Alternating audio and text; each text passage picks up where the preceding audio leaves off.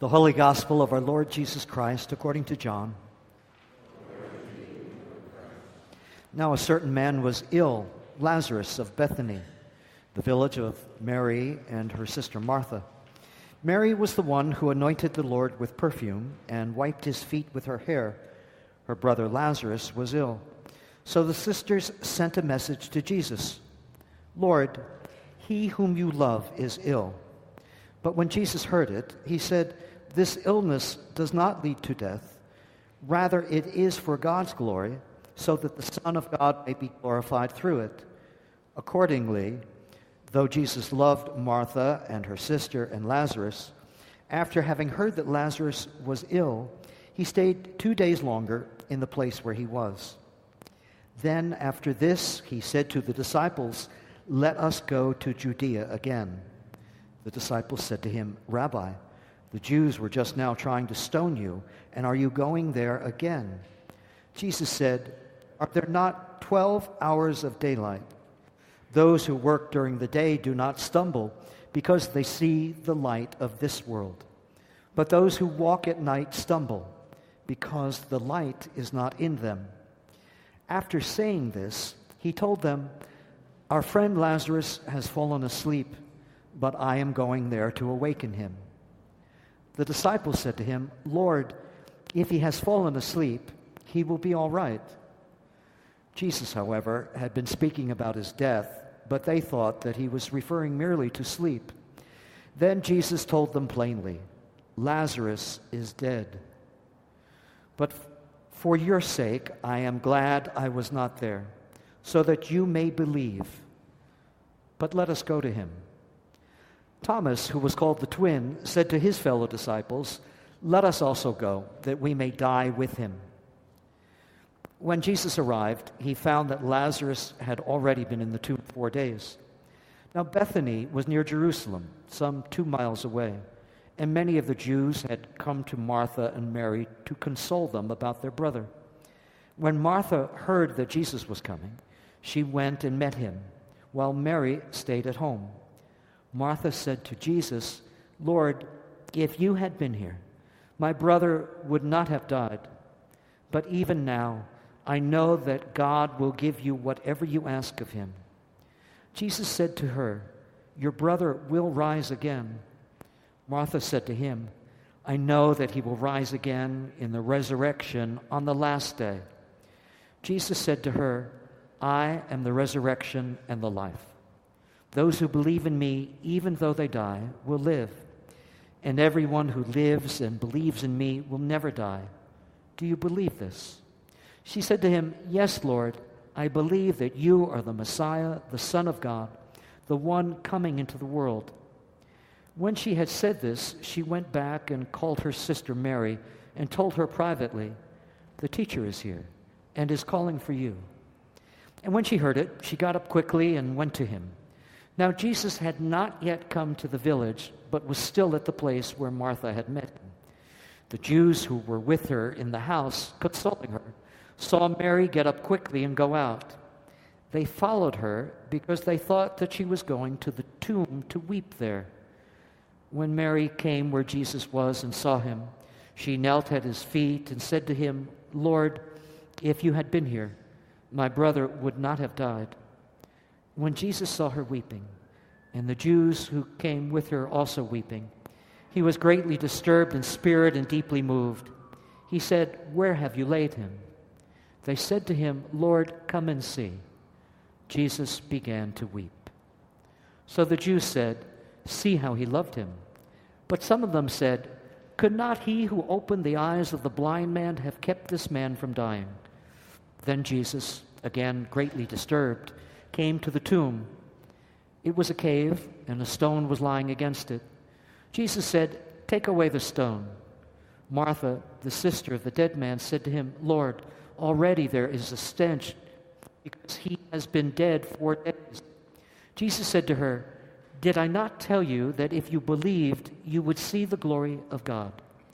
So they took away the stone, and Jesus looked upward and said, "Father, I thank you for having heard me. I knew that you always hear me, but I have said this for the sake of the crowd standing here, so that they may believe that you sent me." When he had said this, he cried with a loud voice, "Lazarus, come out." The dead man came out, his hands and feet bound with strips of cloth, and his face wrapped in a cloth. Jesus said to them, "Unbind him and let him go." Many of the Jews, therefore, who had come with Mary and had seen what Jesus did, believed in him. The Gospel of the Lord.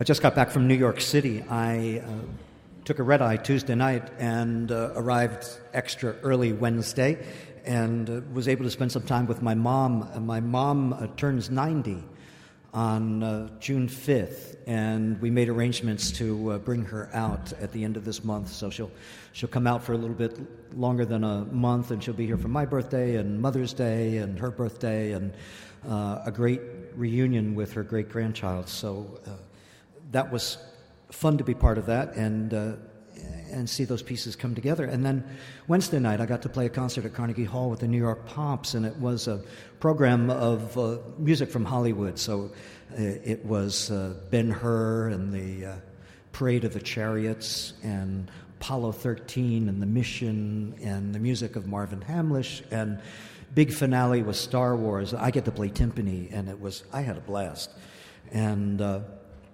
And so it was great fun, and had an early flight back on Saturday to get here for the open house that we had for the preschool Saturday afternoon, so back in plenty of time for the 3 o'clock.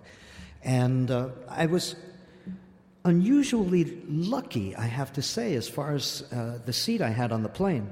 One, because, of course, next to the window, that part I knew, but the middle seat was empty. That's always kind of a extra perk. And then the person sitting in the aisle with me turned out to be just a fascinating person. Really, really interesting.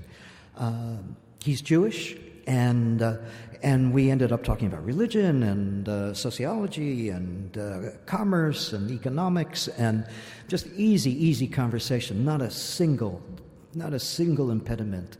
And he has for many years now used his wealth to connect people that get very wrapped up in their lives, probably in accumulating things and in being successful, connecting them with a spiritual path or some way of awakening themselves, a great awakening, that they would come to understand what he describes as it. It is the immanent transcendence. And so he's a truly interesting person. And he shared with me that he grew up very poor and had more money than he could ever imagine at this point in his life, could ever imagine having to spend. And so he's a philanthropist, owns an enormous apartment in New York, way too much space that anyone could possibly inhabit, and was coming out to visit his daughter who's attending USC. He shared about a time in his life when things kind of fell apart, and he was disconnected from family members and people whom he long loved and whom he cared about deeply, but found himself separated, and they separated from him, and to his extraordinary credit, he found a way to reconnect, regardless of what they did, and to make peace. And he shared time about some family members that had similar experiences of, these times of struggle and darkness, and if you will, their time in the cave, their time when life wasn't what they had hoped, wasn't what they had dreamed of. Their own experience of what was probably a kind of spiritual death. I don't know if you were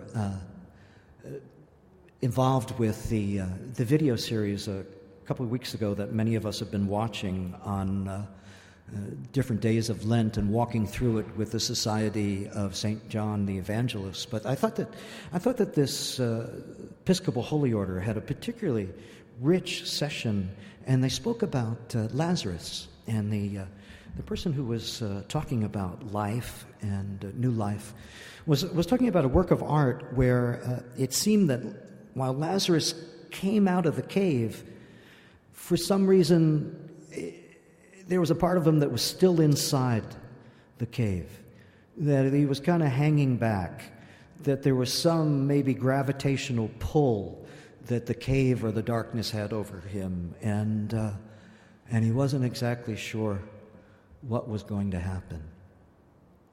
And I think Jesus gives Martha an incredible gift. Even as Martha addresses Jesus and says, if only you had been here, if only you had been here.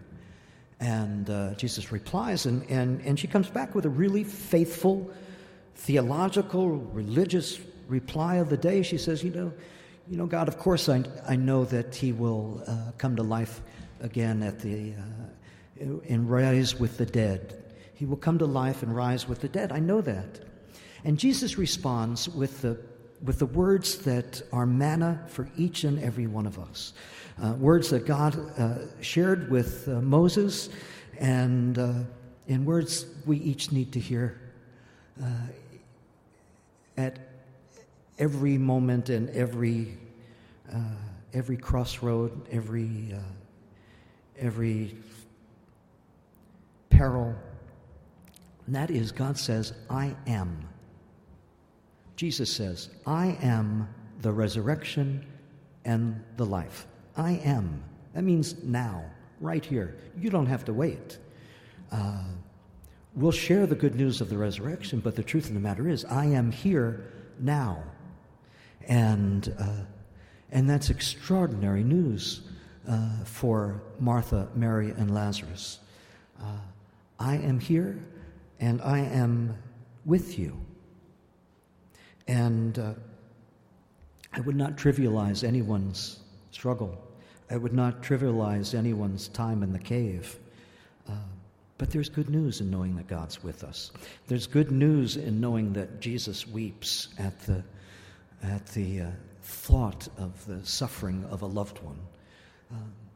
There's extraordinary news in that Jesus shares this great miracle with the surrounding crowd. You see, Jesus calls Lazarus out, "Come out, Lazarus." And then he says to the people that are gathered there, "Unbind him," right? Release this person. Share in my ministry.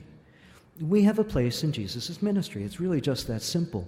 And it's as simple as recognizing that we are the ones who are commissioned to do the unbinding, to set people free, to show them what life can look like, to be people of promise and hope. And when people don't have their own promise and hope, we loan them ours. We share stories of possibilities, extraordinary possibilities. You folks have done amazing things. You continue to do amazing things. You show up. I would ask, though, if knowing that God heals and invites us into that healing ministry, I ask you, would you consider being the hero for someone that's in need? Would you consider being that source of hope and peace and joy? Would you step out of your comfort zone and participate in unbinding those who are suffocating and don't know what freedom might be? I know we're going to do that. I know you do it. But I also know that we need to pray for it. God, we offer ourselves to Thee, to build with us and do with us as Thou will. Relieve us of the bondage of self, that we may better do Your will. Take away our difficulties, that victory over them may bear witness to those that we would help of thy power, thy love, and thy way of life. And may we do your will always. Amen.